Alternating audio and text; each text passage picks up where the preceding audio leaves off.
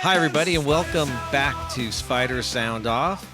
You've heard us talk a lot in the past about how great the women's team did last year, and we are super lucky today to have two of the stars and leaders of that team.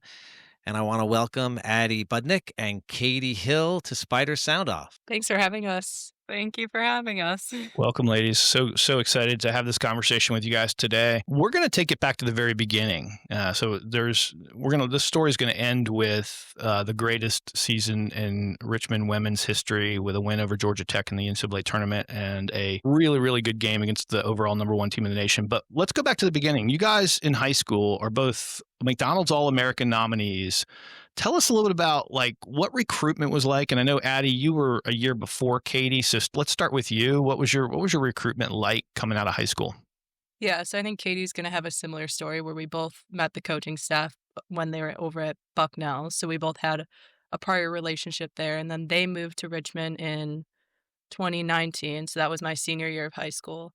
And then Coach G, who was here at the time, he was the old post-position coach, reached out to me, and we just continued to build our relationship. I honestly, being from the Midwest, I'm from the Chicago area, hadn't heard much about Richmond. It wasn't a super popular school by me, but I knew that they had great academics from the little research that I did. And I was like, you know what, let's continue this relationship going. And I eventually came out to campus for an elite camp, got to meet all the coaching staff, but then also get to know them on the court as well and what they're like in terms of coaching and just what their personalities are. So I love the people, love the team. And then on top of that, having the academics. And then it wasn't an established program, obviously, when they came in.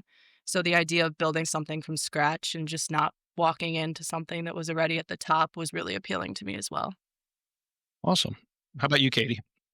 So I did have a very similar recruiting story to Addie, but obviously being a year younger, I had developed a really good relationship with the whole coaching staff, which he brought, I think, everyone over from Bucknell to Richmond with him. But I developed a great relationship with them early in high school while they were at Bucknell. So when they moved over to Richmond, I just continued to build that relationship. And knowing that Richmond is such an outstanding school really was enticing to me. I went to elite camp here. I went to games. I went to some shoot-arounds during my recruiting process. So just getting to see what the coaches were like on and off the court was really helpful.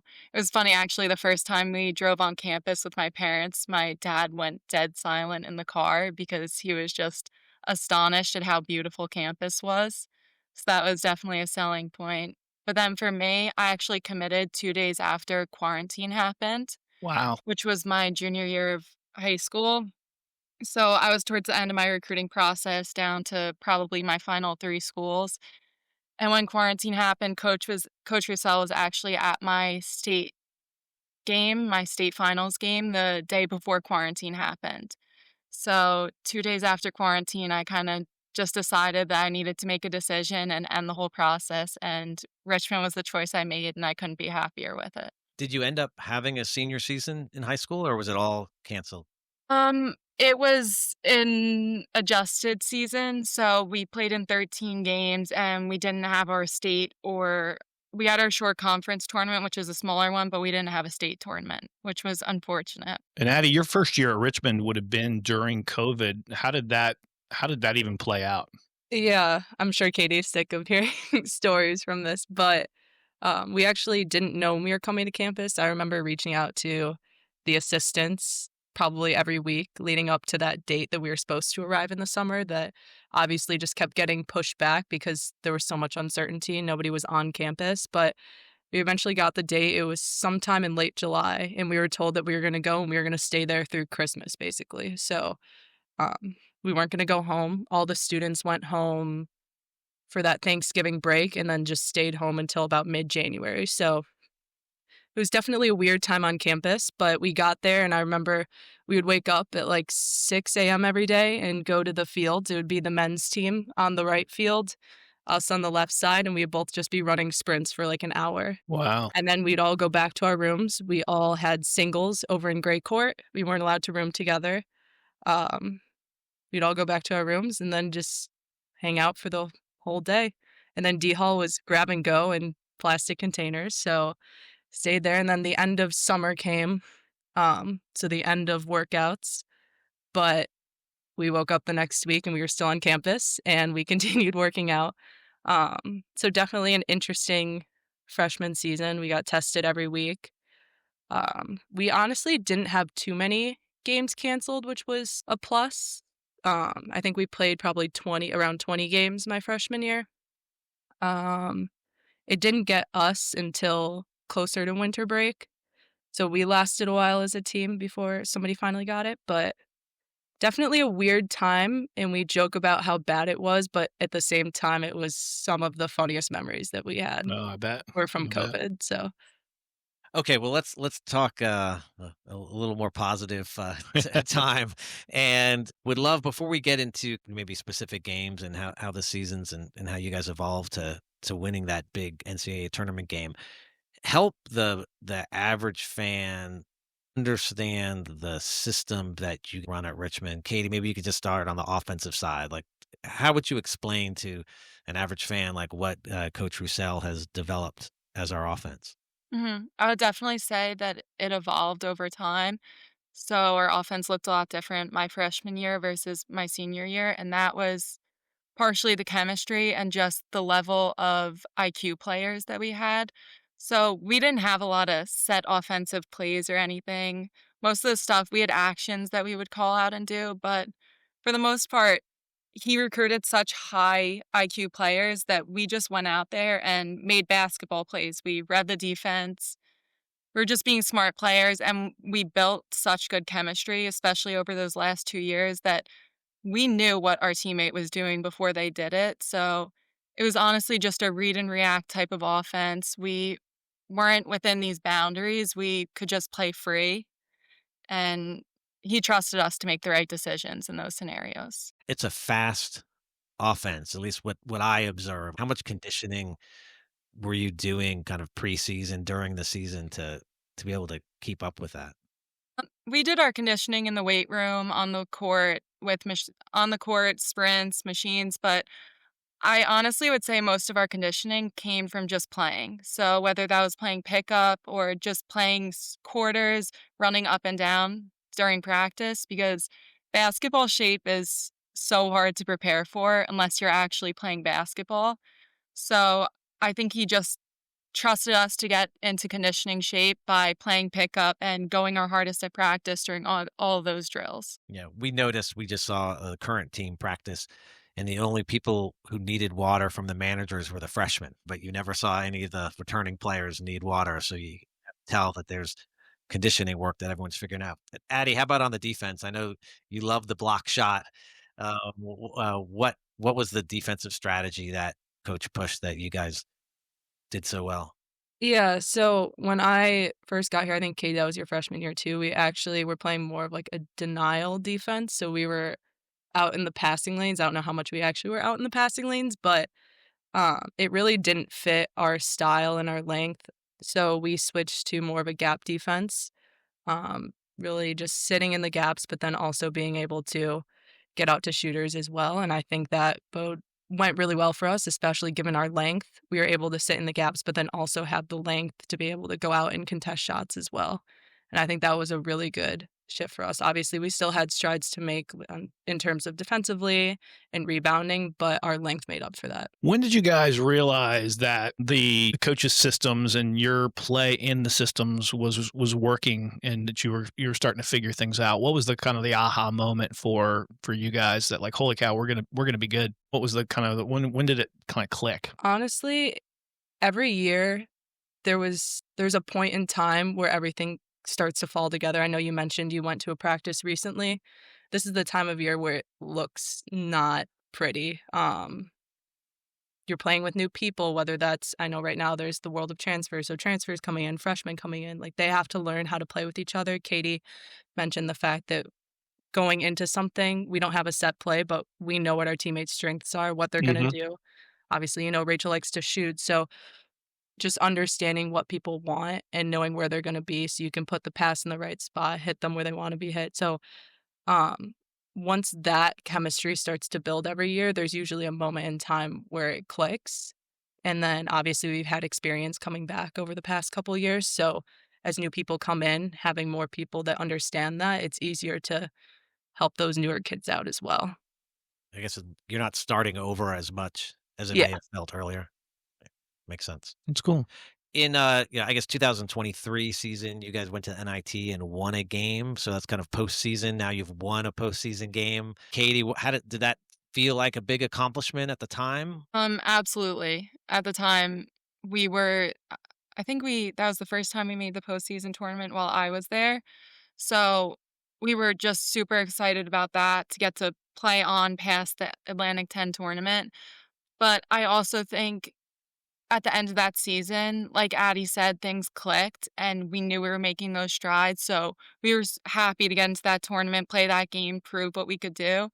But we also started to realize at the end of that season that we could have bigger goals for the following season, and we wanted to get that March Madness. We wanted to play in March Madness, and I think winning that game and getting into that tournament made us realize the potential that we had for those upcoming seasons. Walk us through that next season. So this is be the 23-24 season. So it was a special season in a lot of ways, but it didn't start off necessarily the way you guys would have expected. You guys had a tough Duke matchup in that first game. Yeah.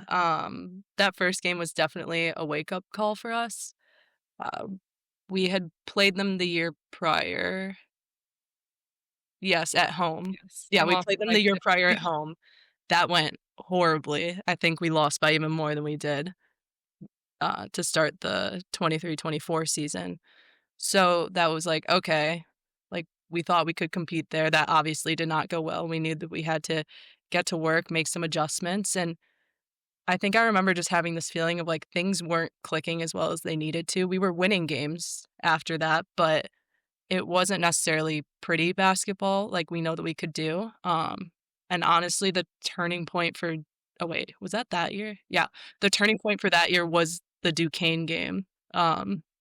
At Duquesne, we played horribly, like worst basketball you've probably ever seen.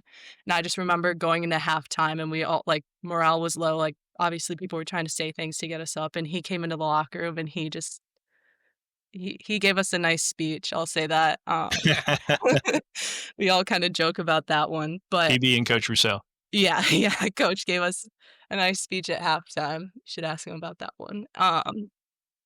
And honestly, we didn't play any better the second half, but after that game, like that's where we really started to trend up. And obviously, we hit our stride in the A10 tournament and won that and faced Duke again. And obviously, it was a different story. We were winning at halftime. Things started to fall apart a little bit in the second half, but it definitely set the stage for what was to come with that big game or the big loss at the beginning. One thing about that year, and Katie, I'd love to hear from you on, is like I noticed you went 14-0 at home that season. So is that something coach kind of pushed to you of like defending the home court or I think that's something that we've always kind of said before games and just during practices and relevance. Like, we don't lose on our home court. We defend our home court. We built such a sense of community around us throughout my career at Richmond, and the fans and the crowds that we would have at those home games, they definitely were there to support us, and we felt the support. And I think that did contribute to us having such a good home record. But I think there's advantages that come with playing at home. But I think that sense of community is one of the biggest advantages that we would have for those home games. Addie, you mentioned winning the Atlantic 10 tournament that year. That meant you knew you were going to the tournament. Tell us about just the selection process itself. Were you guys all together when you heard where you were going to play? Yeah, we were all together. I think since the A10 tournament, we were pretty much all together a lot of that time. It was spring break, so we were practicing. Obviously, morale was super high. We were all excited looking at bracketology because this was the first time we've ever experienced that together. So kind of joked about how we never took off our A10 tournament hats after we won.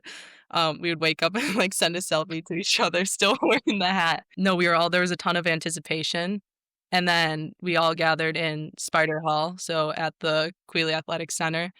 We had a great turnout for a little watch party that we had. We were in the front with the camera set up that you see on TV, and that was really exciting, just waiting, sitting, and I remember just keep watching, keep watching. Our name wasn't coming up, and I kept thinking like, "Oh, who are we gonna play?" And then we all saw the Duke Richmond pop up, and we all were, like, cheering, excited to see our name, and then we were like, "Oh, Duke again." This would be haven't really heard of a rematch in the first round, but no, it was an incredible feeling. We didn't care who we were playing. We were gonna go out there, give it our all. Like I said, that was the first time we'd all gotten to experience that, and with the group that we had and the kind of chemistry that we had built that year, like, we were playing for one another, and it was definitely a special moment for us. Full disclosure, I was telling Tom before you guys hopped on that my first time watching you guys was the tournament game against Duke. I was like, oh great, Richmond's in the tournament. Let me watch it. And then so I started to look back at your year, and I noticed that you had played Duke in the first game, and they had won by 35, and my heart just sank. I'm like, what a terrible matchup then, right? But like, you guys are in that game. I mean, I was like, just blown away by how good you were. You're up 37-28 at halftime. Tell us about just that game for you. Like, did you feel like it slipped away, or did you feel like no, we just needed one more little push forward to get over that hump? I think that game showed how much growth we had during that season. And we went into that game with so much confidence in ourselves and our teammates and our coaches. And we just wanted to go out there and have fun. And I think we were playing great basketball in the first half. And I think we got a little tired in the second half. And I think they just had that extra push that we didn't have in that second half. And unfortunately, it ended the way that it did. But it was a great experience all around. And Sure. So after the game, you guys are now in the world of the transfer portal, and some of your teammates decide to leave, but both of you guys committed to stay at Richmond. Tell us about what led to that decision, why it was so important to you to finish out your career at Richmond. Like, what was that decision process like for you? Yeah, I can start. So I think I'll start off with this. I think it was my sophomore year.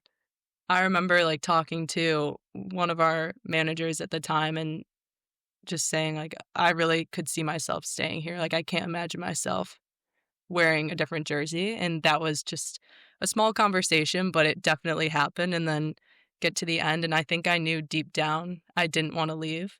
But it was a ton of conversations, both with coaches, my teammates, obviously the class that I was with and grew up with at Richmond. Like, they all decided that they wanted to leave. So that was really tough, given that those were some of my best friends. But I made a conscious effort that I wasn't going to base a decision based off people. No matter what, it was going to be something new. If I went somewhere else, obviously there's a ton of risk with that. You don't know the system. You don't know what's actually going on in there. You don't know your teammates. There was some familiarity here, obviously. I love my teammates here and knew the coaches. Brussels had re-signed, actually, so he knew he was coming back. So it was just, I knew what I was going to get, and I knew that there was so much more potential and so much more to accomplish, and it was like, why would I leave something that I know brings me so much love and value and just walk away from that? Like, that made no sense, and why leave when we haven't even finished what I came here to do, and that's get to the NCAA tournament, but also be able to win a game there and make some noise. And I was able to interview and get into the MBA program as well. So having academics and athletics, I just knew it was something I couldn't leave. And here I am, still here, still in Richmond. And Addie, Richmond's better as a university because you made that decision. Thank you for that. Katie, you. how about you? What was it like to kind of have to watch a lot of your teammates go other places and you decide to stay? I think Addie put that so perfectly. I don't even know how to follow that up. But I just think that same thing, in the sense that we didn't accomplish everything that we came here to do. And we came into this program knowing that we were rebuilding it and seeing the strides that we took each year. In that previous year, we got to March Madness, but we lost in that first round game. Just knowing that next step that we could take in the next season, um, and being able to be a part and contribute to that was something that I didn't want to pass up on either. And then, like Addie said, the balance of academics and athletics at Richmond was great. So I got to get my 1-year master's in data analytics, and I was able to actually do an internship during the season too. So I think those experiences paired with the basketball were, like Addie said, something that I just couldn't pass up on. Wow. Data analytics masters. We just talked about the need to have analytics at a high level institutionalized in the basketball program. So if Spider coaches, if you're listening to that, just keep that in mind. A question for you, just thinking about that year. Wonder if you felt different with, this was kind of the Caitlin Clark year, right? Where all of a sudden all these eyeballs were on women's college basketball more than ever before. Did you feel that year like people paying more attention, getting more interviews? Was there more? Obviously, the team was playing well. Like if you go back to when you were a freshman, like did you feel like women's athletics was changing in terms of the spotlight, Addie? Yeah, I mean, my freshman year, I don't know if that's a good comparison. Nobody could be in the stands, but even looking at my sophomore year, obviously we weren't at the level that we were this past year. But obviously we had our loyal fans and we had the community, which was awesome. But the Robins Center was a little quiet. We weren't drawing the kind of people that we were getting, especially if it was a weeknight and people had work and kids were going to school. Like it was pretty empty in there. And being able to walk into the gym in a game like Texas, where they were top 5 in the country and they were coming to the Robins Center, and it was like, okay, like there would probably be a decent amount of people there. Like I had no idea that it was going to be as full as it was. That's something that you dream about. I know you mentioned Caitlin Clark, obviously not those numbers, but for us, it felt like that. It was loud in there. The momentum and people there, like that was an incredible moment. And even looking at the UCLA game, it was loud in there. It was a packed, Pauley Pavilion was packed. I had never played in an environment like that. We couldn't even hear what coach was saying. I had no idea if Katie was talking to me. But yeah, that spotlight that I know you mentioned Caitlin Clark, but all the amazing players that played in college and in the WNBA that kind of set the stage for that. Like it's a great time to be a women's basketball player. It's definitely on the rise, and I'm so excited to see the kind of people that they bring into the Robins Center this year. We talked about this in the last podcast, but the first game I went to was Education Day, where they have all of the schools. And Porter had told me, like, hey, you can come to the game and you can hear the players talk. You can really hear the coach. And then he didn't realize my first game was going to be Education Day. I'm guessing you guys have experienced those high pitched screams from the elementary and middle school kids. Yes, Yeah. definitely. I'll tell you this, you guys played a heck of a game that day. So I think that fed your energy level having all those kids there. Cause like I forgot who we played, but you guys whipped them. So that was fun.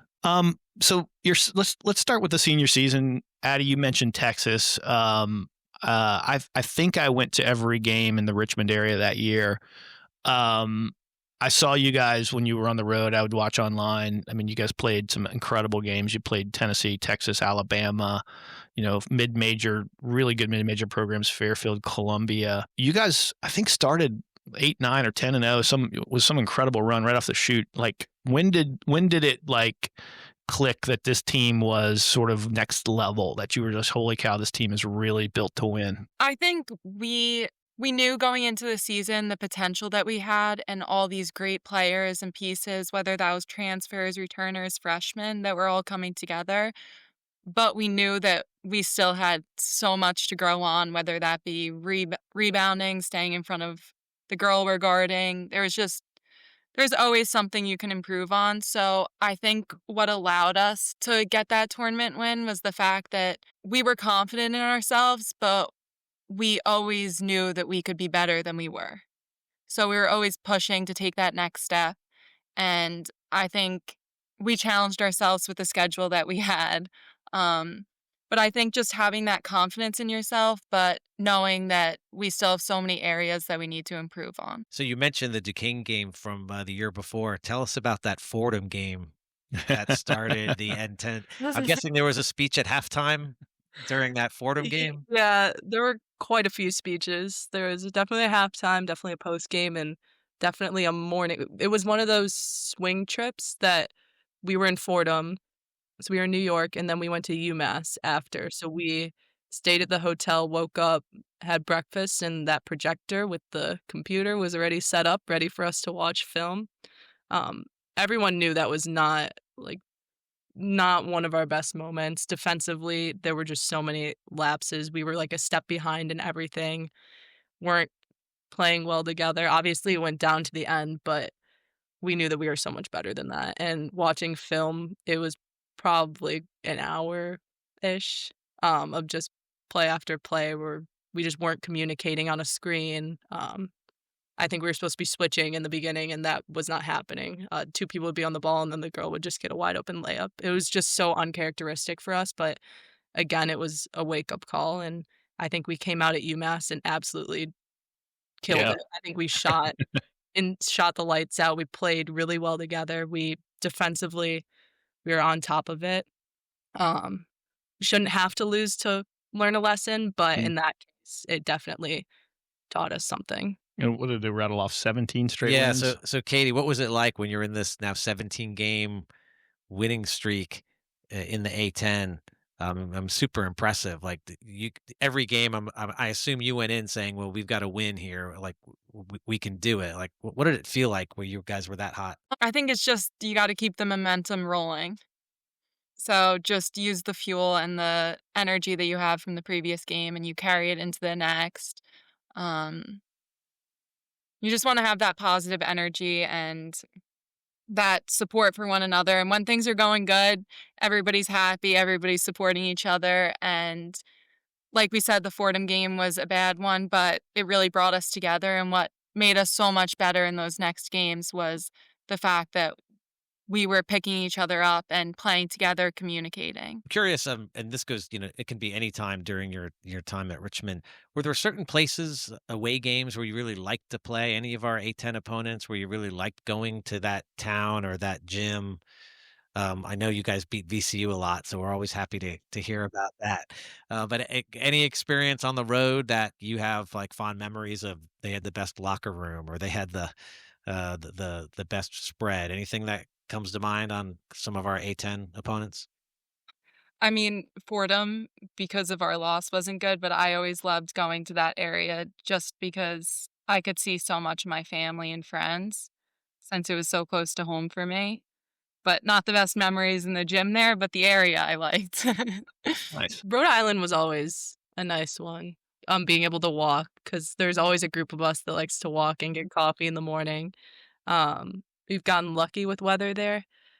So being able to walk like along the water and just get ready for the day, get some coffee, but then also have a view. And I think the hotel where we ate breakfast kind of overlooks the water as well. So that's always nice. And then with Loyola joining the A10 for me, same reason as Katie being able to Yeah. play at home, because that doesn't happen much. A lot of our opponents are East Coast. So the few times I got to play at home were really special too.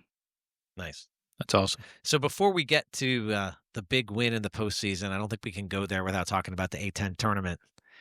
And we will do that next week, right here on Spiders Sound Off. Talking hoops, women and men. Spider sound off, spider sound off, spider sound off, spider sound off. We will try to be funny and entertain.